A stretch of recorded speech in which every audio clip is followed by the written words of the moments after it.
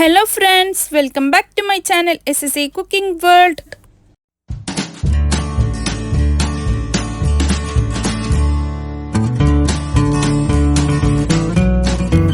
നിങ്ങളുടെ മുമ്പിൽ വന്നിട്ടുള്ളത് നല്ല ഈസി ആയിട്ട് തയ്യാറാക്കാൻ പറ്റുന്ന രണ്ട് കിടിലൻ സ്നാക്കുമായിട്ടാണ് കേട്ടോ. അത് എളുപ്പത്തിൽ എല്ലാവർക്കും ഒരുപോലെ തയ്യാറാക്കാൻ പറ്റുന്ന ഒരു മെത്തേഡ് കൂടിയാണ്. അപ്പോൾ നമ്മളുടെ കയ്യിൽ എന്താണ് വീട്ടിലുള്ളത് അത് വെച്ചിട്ട് എളുപ്പത്തിൽ മക്കൾക്കും മുതിർന്നവർക്കും ഒരുപോലെ ഇഷ്ടപ്പെട്ടത് കിടക്കുന്നതിന് മുമ്പായി നമ്മളുടെ ഈ ചാനൽ ഇതുവരെ ഏതെങ്കിലും കൂട്ടുകാർ സബ്സ്ക്രൈബ് ചെയ്യാതെയാണ് കണ്ടുകൊണ്ടിരിക്കുന്നുണ്ടെങ്കിൽ നിങ്ങൾക്ക് ഇഷ്ടപ്പെടുകയാണെങ്കിൽ ഒന്ന് പോയി സബ്സ്ക്രൈബ് ചെയ്യാനും കൂടെയുള്ള കുഞ്ഞു ബെൽ ബട്ടൺ ഒന്ന് പ്രസ് ചെയ്ത് സപ്പോർട്ട് ചെയ്യാനും മറക്കല്ലേ. എന്നാലേ ഞാനിടുന്ന പുതിയ വീഡിയോസിൻ്റെ നോട്ടിഫിക്കേഷൻ നിങ്ങളിൽ എത്തുകയുള്ളൂ. കുട്ടികൾക്ക് ടിഫിൻ ബോക്സിൽ കൊടുക്കാനും നല്ലൊരു പലഹാരമാണ് കേട്ടോ ഇതിനു വേണ്ടി മെയിനായിട്ട് ഞാൻ എടുത്തിട്ടുള്ളത് 1 കപ്പ് ചെറുപയറാണ് കേട്ടോ. വോൾ മൂങ് ദാള് അതാണ് 1 കപ്പ് എടുത്തിട്ടുള്ളത്. അതിനെ നല്ല പോലെ ഒന്ന് കഴുകിയതിന് ശേഷം നമ്മൾക്ക് ഈ കുക്കറിലിട്ടിട്ട് ഒന്ന് വേവിച്ചെടുക്കാം.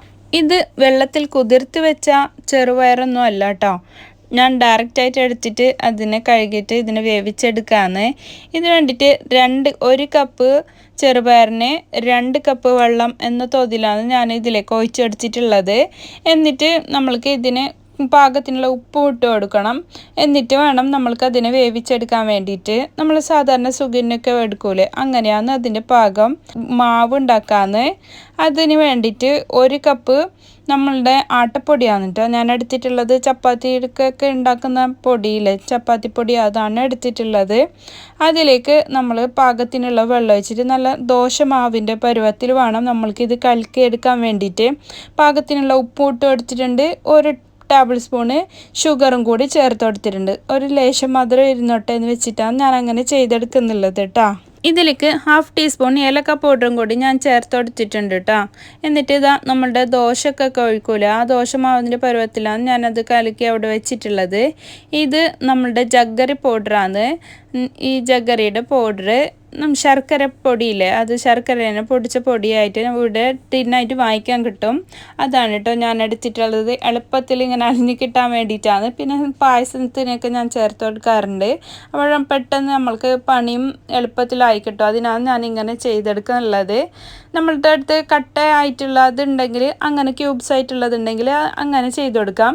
ഇത് 1 മുറി തേങ്ങയാണ് കേട്ടോ ഞാൻ എടുത്തിട്ടുള്ളത്. ഇതിലേക്ക് ഇടാൻ വേണ്ടിയിട്ട് 1/2 കപ്പ് ശർക്കരയും പിന്നെ 1 മുറി തേങ്ങയും ആണ് ഞാൻ ഇതിലേക്ക് ഇടുന്നുള്ളത്.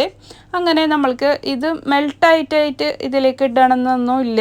അത് തേങ്ങയുടെ വെള്ളം ഇതിൻ്റെ വെള്ളമൊക്കെ ആകുമ്പോൾ നല്ലപോലെ അത് മെൽട്ടായി കിട്ടും നമ്മൾക്ക്. ഇതിലേക്ക് 1 ടീസ്പൂൺ ഏലക്ക പൊടിയാണ് ഞാനിപ്പോഴും ചേർത്ത് കൊടുത്തിട്ടുള്ളത്. ഇത് റവയാണ് കേട്ടോ. ഒരു 2 ടേബിൾ സ്പൂൺ റവ ഞാൻ ഇതിലേക്ക് ചേർത്ത് കൊടുക്കുന്നുണ്ട്. അതൊരു ടേസ്റ്റ് കൂട്ടാൻ നല്ലതാണ്. ഇതിങ്ങനെ ചെയ്തെടുക്കുകയാണെങ്കിൽ നമ്മളുടെ ചെറുപയർ നമ്മൾ സുഗീനൊക്കെ ഉണ്ടാക്കൂലേ, അതിൻ്റെ പാകത്തിനായിട്ട് നല്ല പെർഫെക്റ്റായിട്ട് തന്നെ എനിക്ക് വെന്ത് കിട്ടിയിട്ടുണ്ട് കേട്ടോ. ഈ ചെറുപയർ വെച്ചിട്ടാണ് ഞാനതിൻ്റെ ഫില്ലിങ്സ് ഉണ്ടാക്കുന്നുള്ളത്.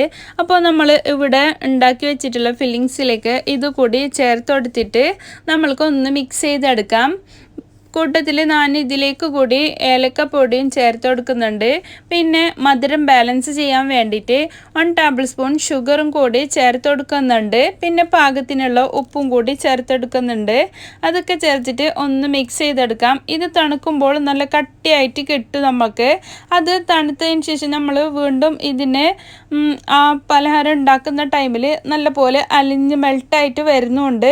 ഇത് നല്ല ടേസ്റ്റ് കൂട്ടാൻ വേണ്ടിയിട്ട് 1 ടേബിൾ സ്പൂൺ നല്ല ഗീ ആണ് കേട്ടോ ഞാൻ ചേർത്ത് കൊടുത്തിട്ടുള്ളത്. നമ്മളുടെ RKGയുടെ ഗീയോ മിൽമയുടെ ഗീയോ എന്താണ് നമ്മളുടെ കയ്യിലുണ്ട് അത് വെച്ചിട്ട് നമ്മൾക്ക് ഇതിങ്ങനെ മിക്സ് ചെയ്തെടുക്കാം. അത് കഴിഞ്ഞു. ഇതിലേക്ക് വേണ്ടിയിട്ട് ഞാൻ ദോശ ഉണ്ടാക്കുകയാണ് കേട്ടോ. അതിന് വേണ്ടിയിട്ട് ഞാനിതാ ഒരു ഫ്രൈ പാൻ വെച്ചിട്ടുണ്ട്. അതിന് മുഴുവനായിട്ട് ഞാൻ ചുറ്റിച്ചെടുക്കാമെന്ന്. എന്നിട്ട് നമ്മൾക്ക് ഇതിനെ മൂടി വെച്ച് വേവിച്ചെടുക്കാം. ജസ്റ്റ് ഒന്ന് വെന്ത് കിട്ടാൽ മതി. ബാക്കി നമ്മൾ ഇതിനെ ഒന്നും കൂടി ചെയ്തെടുക്കുന്നുണ്ട്. ആ ടൈമിൽ ആയി കിട്ടിക്കോളും. ഇപ്പം തന്നെ നല്ല പെർഫെക്റ്റായിട്ട് തന്നെയാണ് വെന്ത് വന്നിട്ടുള്ളത്. അങ്ങനെ ഒരു 4 ദോശം വരെ ഞാൻ ഇതിൽ ചുട്ടെടുക്കുന്നുണ്ട്.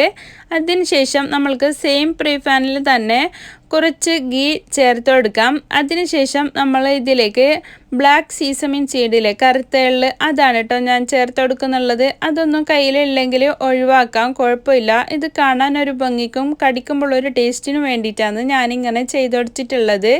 ഇതാ ഒരു ദോശ നമ്മൾക്ക് അവിടെ വെച്ച് കൊടുത്തതിന് ശേഷം നമ്മളുടെ ഫില്ലിങ്സിൽ ഇതാ തണുക്കും തോറും അത് കട്ടിയായി പോകുന്നുണ്ട്. നമ്മളുടെ സുഗിനൊക്കെ അകത്തേക്ക് ഇടാൻ പറ്റിയ പാകത്തിനായിട്ടാണ് എനിക്കത് കിട്ടിയിട്ടുള്ളത്.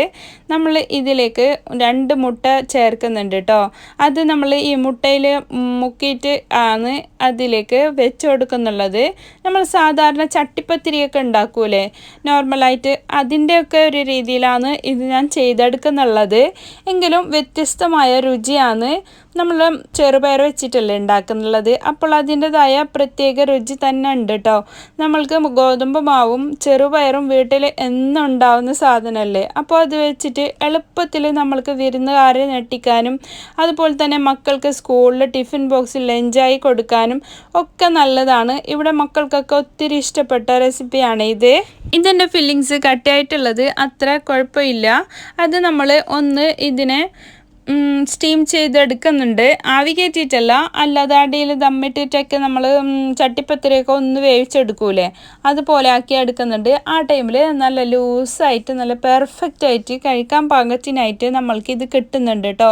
അത് അവസാനം ഇത് കട്ട് ചെയ്യുന്ന ടൈമിൽ കാണിച്ചു തരാം. അങ്ങനെ 2 സൈഡിലായിട്ടും തിരിച്ച് മറിച്ച് ഇട്ടിട്ട് ഒന്ന് ഗീ ഒക്കെ ചേർത്തിട്ടാണ് നമ്മൾ ഇതിനെ ഒന്ന് മൊരിച്ചെടുക്കുന്നുള്ളത്. അപ്പോൾ ബാക്കി വന്ന മുട്ടയുടെ കൂട്ടില്ലേ അത് കൂടി ഞാൻ ഇതിൻ്റെ മേലേക്കും അതിൻ്റെ സൈഡിലേക്കൊക്കെ ആയിട്ട് ഇതുപോലെ ഒഴിച്ചു കൊടുക്കുന്നുണ്ട് കേട്ടോ.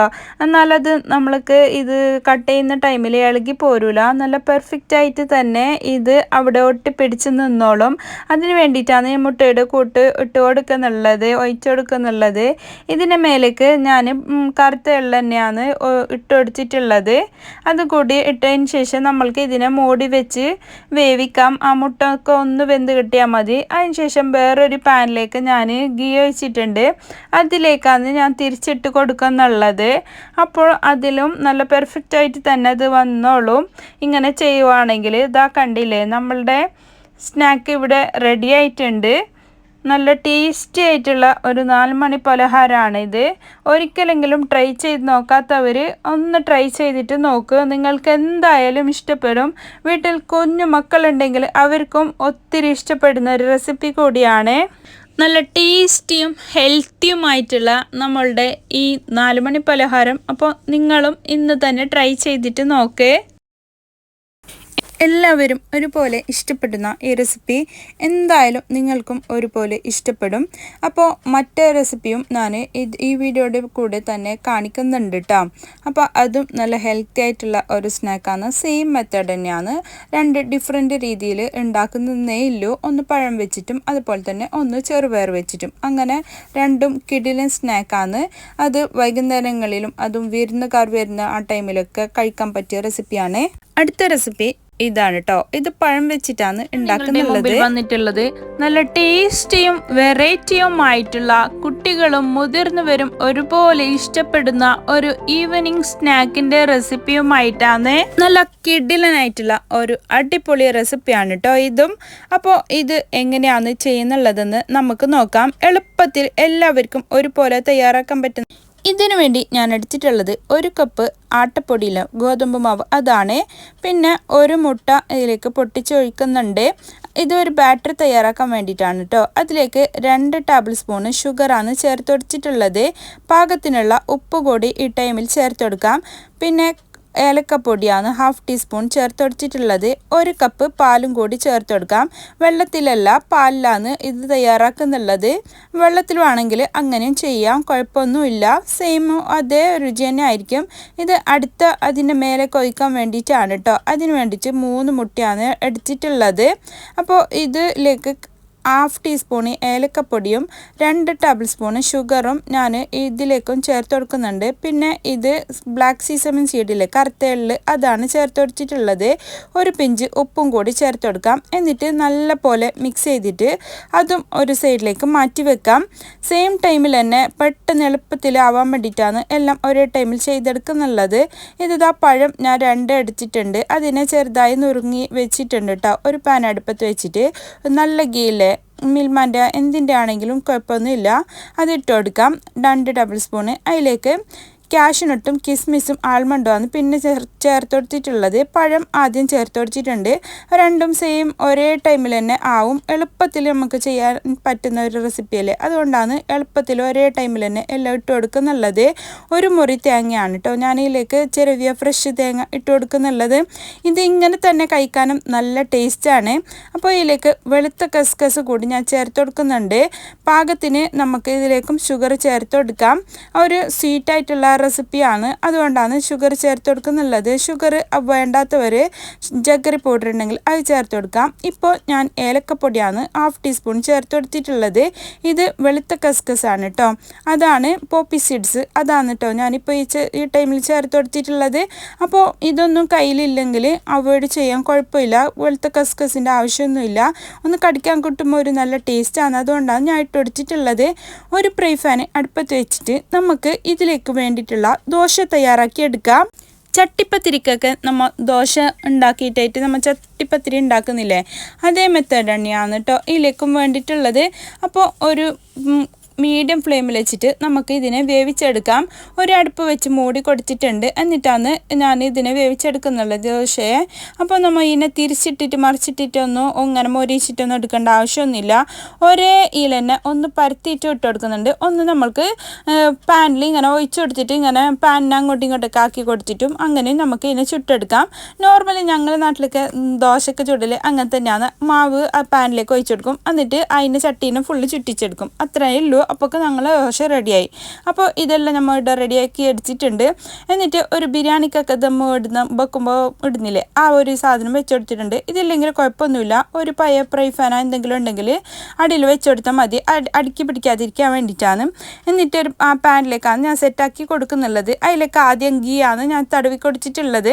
എന്നിട്ട് ഓരോ ദോശ ഇതുപോലെ വെച്ച് കൊടുത്തിട്ട് നമുക്ക് ഈ ഫില്ലിങ്സ് എല്ലാ സൈഡിലേക്കായിട്ട് ഇട്ട് കൊടുക്കാം. എന്നിട്ട് അതിൻ്റെ സൈഡിലേക്കായിട്ട് നമ്മൾ ആ മുട്ടേൻ്റെ ബാറ്റർ റെഡിയാക്കിയിട്ടുണ്ടായിരുന്നില്ലേ, അതിങ്ങനെ ചെറുതായിട്ട് ഒഴിച്ചു കൊടുക്കണം കേട്ടോ. അതിലേക്ക് നമ്മൾ ഈ മുട്ടയിലേക്ക് മുക്കിയിട്ടൊന്നുമില്ല ദോശനെ വെച്ച് കൊടുക്കുന്നുള്ളത്, അങ്ങനെ തന്നെ വെച്ച് കൊടുക്കുന്നതാണ്.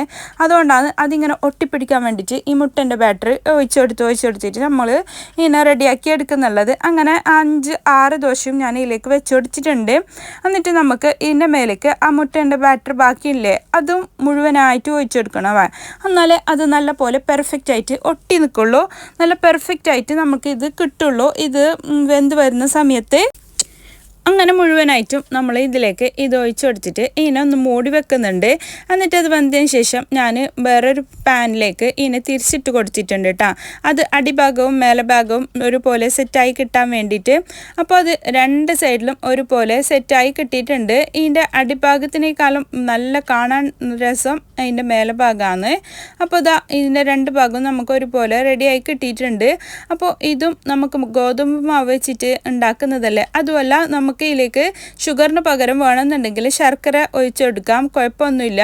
അപ്പോൾ ഹെൽത്തി ആയിട്ടുള്ള ഒരു സ്നാക്ക് ഇവിടെ റെഡി ആയിട്ടുണ്ട്. എല്ലാവരും ഇന്ന് തന്നെ തയ്യാറാക്കിയിട്ട് നോക്ക്, നിങ്ങൾക്കും ഒരുപോലെ ഇഷ്ടപ്പെടും ഈ 2 സ്നാക്കും. എൻ്റെ ഈ റെസിപ്പി നിങ്ങൾക്ക് എല്ലാവർക്കും ഇഷ്ടപ്പെട്ടെന്ന് ഞാൻ വിചാരിക്കുന്നു. ഇഷ്ടപ്പെട്ടാൽ നിങ്ങളുടെ ഫ്രണ്ട്സ് ആൻഡ് ഫാമിലിക്ക് ഒന്ന് ഷെയർ ചെയ്ത് കൊടുക്കാനും ലൈക്ക് ചെയ്യാനും നിങ്ങളുടെ വിലയേറിയ അഭിപ്രായങ്ങൾ താഴെ കമൻറ്റ് ബോക്സിൽ കൊടുക്കാനും മറക്കല്ലേ. Thanks for watching.